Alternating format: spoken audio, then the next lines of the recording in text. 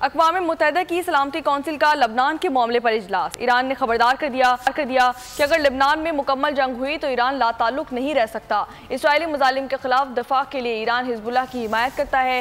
ईरानी वज़ीर ख़ारिजा का कहना था कि खित्ता बड़े पैमाने पर जंग के दहाने पर है। इसराइल तमाम रेड लाइन्स क्रॉस कर चुका है। सलामती कौंसिल को अमन बहाल करने के लिए मुदाखलत करना होगी। इसराइली क़यादत को समझना चाहिए कि जुराइम की सज़ा मिलनी है। सेक्रेटरी जनरल अक़वाम मुत्तहिदा एंटोनियो गुतेरेस का कहना था कि लबनान को एक और गजा नहीं बनने देंगे।